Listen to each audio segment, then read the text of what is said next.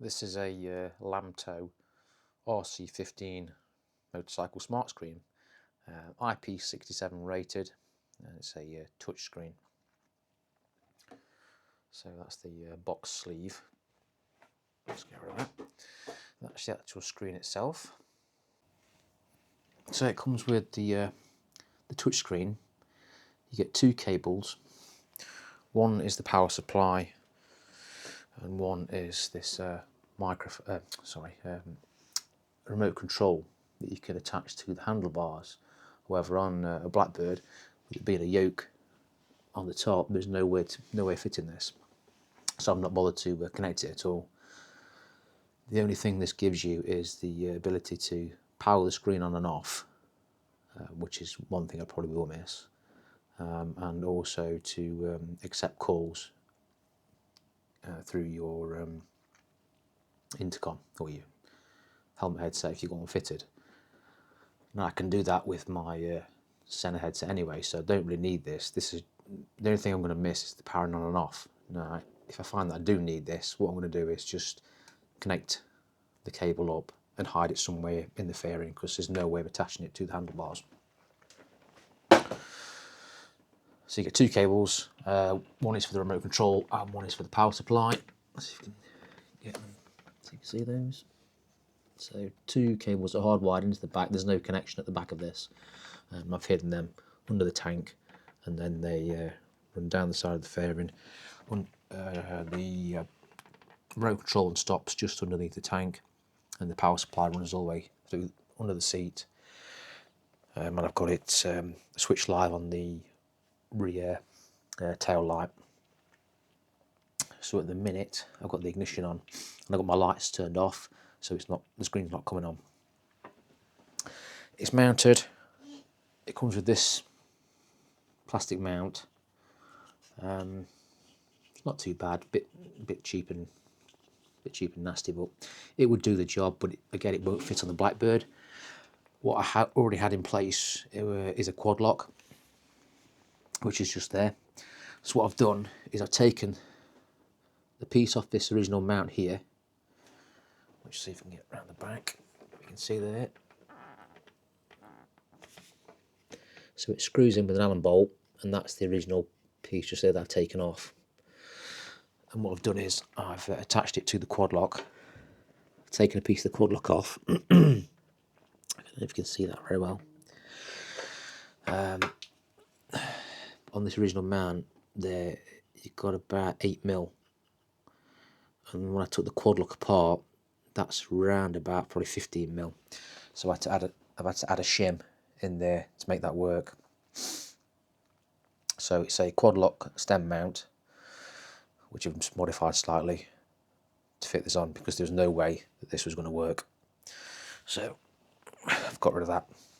And you might be thinking, if you've got a quad lock, why bother with this touchscreen? Because I was using my phone initially. Now the problem with quad lock is they make fantastic mounts, and the phone cases are great, but I found that the power supply is rubbish. It doesn't do what it's supposed to do.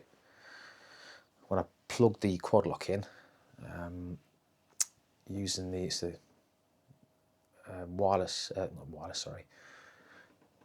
the waterproof USB official quad lock power supply that runs. It did run from the battery underneath the tank and came out. It's on a cable going around about here, which I used to plug directly into the phone. And with Waze running, and if I was listening to Audible or a music app, the battery wouldn't charge it. After 2 hours, the battery was 50% flat on my phone, which was annoying. Even with it just plugged in, just Waze running, it wasn't enough to charge the phone. It would just maintain battery power. And also, if I stopped anywhere, I'd have to unplug it, take the phone off, just so it wouldn't get nicked. So I saw this on one of the Blackbird groups on Facebook, and I thought, I quite like that. So it's got Apple CarPlay and Android Auto. So I'll just power it up. So all I've done is turn the light on, my headlight, sorry, side light, and I've got power. So that's your main screen. You've got the home button, automatic dipping of the brightness, so it's set on auto at the minute, but you can press that, turn that off and set it to wherever you want. You get a Bluetooth switch, and it's automatically just connected onto Android Auto without me touching anything. That's the home button again. I'll go back. So you've got Bluetooth here, then you've got your CarPlay, Apple, Android Auto, some audio settings, and just the settings button. And also, I quite like on the screen is it's got the power supply for your battery, so you'll know if you've got any issues with your 12-volt battery on your bike. So I'll click onto Android Auto, because mine's an Android phone, and I've got Waze there, I've got Audible, you can see my battery power on my phone, you can see I've got a 5G connection. And what this does is, so it's Bluetooth from my phone to this unit, and then the Bluetooth on my phone is connected to my Satnav intercom, so I get good audio into my earpiece on my helmet, and when I switch off, walk away from the bike, come back, as soon as I turn the ignition, the light switch back on, or the ignition back on if I've left the lights on, it automatically connects straight away, and the Satnav's back to where I left it. So it's not a bad little system. It cost me £99. You can offer Amazon. It was 127 initially advertised, but they came with a voucher. You just got to have a. If you're interested in getting one, I'll put a link in the description below. But just have a look on Amazon if you are interested in getting one. I would just check the price, because sometimes the price on Amazon goes up and fluctuates, so don't be paying too much for it. But yeah, it's IP67 rated, like I said, so it's a fairly sturdy unit. It's about the size of a new smartphone. In fact, I'll stick my phone against it now. So mine's a Galaxy S24, and it's pretty much exactly the same size. So I was using quad lock, but now I don't need it.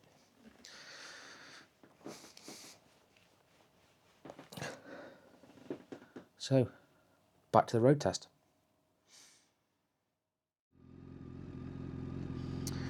So the RC15 screen that I've had mounted to the front yoke really is impressive. It's basically taken away my need for having my phone mounted there, so my phone's now in my pocket. As soon as I turn the lights on, the power supply is connected to the light circuit. So once it gets power, it powers up, and instantly it looks for Bluetooth, and it connects straight away to my phone within a few seconds. And then it remembers exactly where I left off. If I was listening to Audible or Amazon Music, it comes straight on and it'll start to play. If I've got Waze maps running, that comes on as well. And it'll also then feeds, so it's Bluetooth to the RC15 from my phone, and my Satnav headset is connected.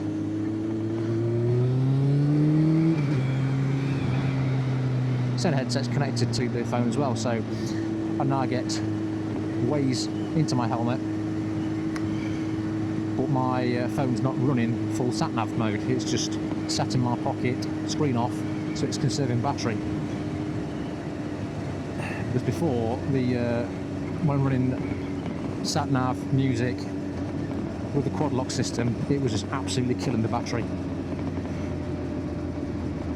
But now we've got no issues at all. Battery stays on. Sorry, battery stays fairly full. And we've got the beauty of Satnav.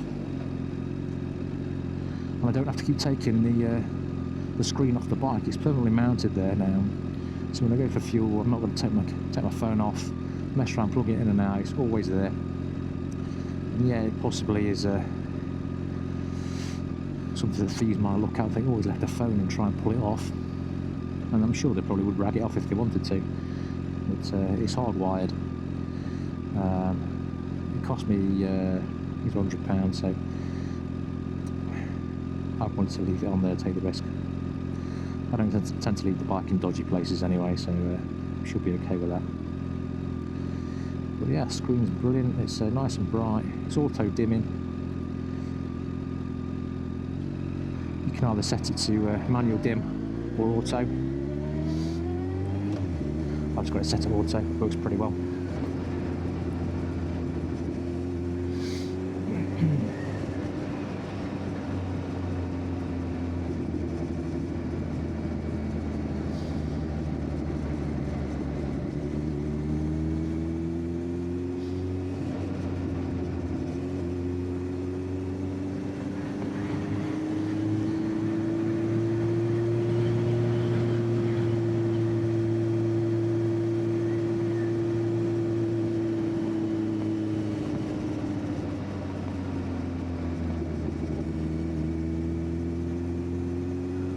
I just like to have Waze running in the background. I've got no location set on there, it's just running, and if anything pops up it'll alert me, so I can see there's a police ahead. It's not alerted me yet because we're not quite within range, so we'll see how that works. We'll turn left and see if it does actually alert me. It should do. It's nice to get to alert about potholes as well.